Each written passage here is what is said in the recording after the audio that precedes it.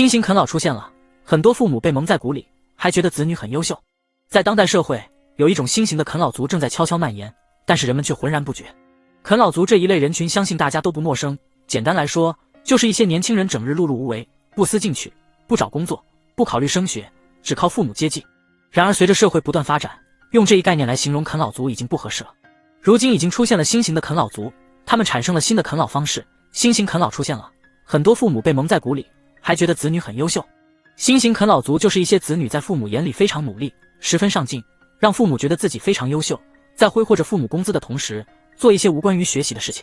这些孩子碌碌无为，浪费时间的同时，还会给父母一种一直在努力的假象，将父母蒙在鼓里，这便是新型的啃老族。现如今，学生们的自理能力以及适应能力大大的下降，他们在上学期间甚至需要家长接送，这引起了很多网友的谴责，认为作为一个成年人，还需要家长来回奔波，确实是很难让人理解的。还有很多大学生逃避就业，选择多次考研或考公是不明智的行为，因此很多网友对此嗤之以鼻。虽然这种现象还是相当普遍的，遭受了很多人的谴责，但是一种新型的啃老族渐渐地浮出水面，不同于前一种的啃老，这种相对的更加的隐蔽，让家长和网友很难以察觉。现实中就有一个真实的案例，一位叫小张的大学生，一毕业就想要考公务员，得到家人支持后便一心准备考试。小张平时非常努力，一回到家便回屋埋头学习，本以为能够取得一个好成绩，获得一个好的工作岗位，但是让人没有想到的是，他居然没有通过考试。不过他没有放弃，连续5年考试却都没有成功。眼看同龄人都已经有了稳定事业，结婚生子，28岁的小张却依旧没有找到稳定工作岗位。小张的行为虽然不能说是每天碌碌无为，但是这种不工作反而一直待在家消耗父母辛苦钱的行为，跟啃老有什么两样？因为没有很好的学历以及教育背景的保证，在求职和就业的过程中面临很多的困难，因此他们就选择了逃避。不同于很多其他的学生选择迎难而上，他们选择通过考研或是参加其他的考试的形式，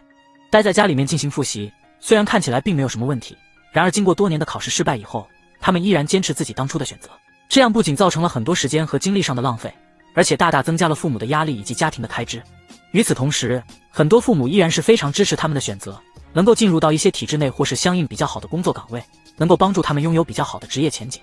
虽然考公务员值得提倡，但是成年人不应该整天待在家里，建议他们边准备考试边工作挣钱。现在的不少家庭都是独生子女，通常就是父母加上4位老人共同抚养一个孩子，都是含在嘴里怕化，放在手心怕碎了。虽然现在国家鼓励2胎、3胎，但是现在养一个孩子的投入实在是太大，直接打退了不少小夫妻，特别是在教育方面的投入，基本上就是全家最大的一笔开销了。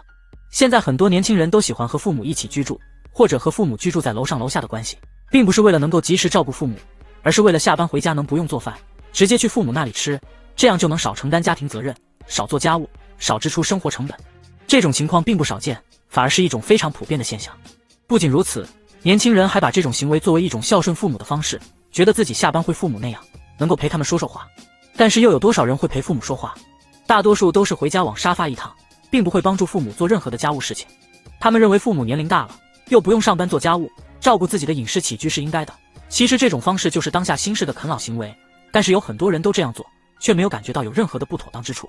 更有甚者，有的人有各种理由，考研、考公务员、考证书，总之就是想要晚一点去工作，不想承担养活自己的责任，也不想承担赡养父母的责任。这种现象在我们的生活中比比皆是，许多父母年龄大了，但是因为小孩子原因还要早出晚归去上班，担心孩子吃不了工作的苦，就想自己多苦一些。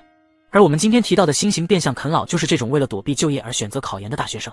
考研提升学历是一件好事，但事实却是，抱着这种心态考研的学生成功上岸率并不高，他们只是想要借着考研的幌子躲开大学生就业高潮，甚至是讨厌找工作，为了让自己有点事情做，也让父母看到自己的努力，他们便选择了考研。对于一些学生来说，考研就是为了消磨时间，他们的目的不是为了考研，而是为了逃避。这一类情况就是典型的啃老，而不是所谓的努力上进。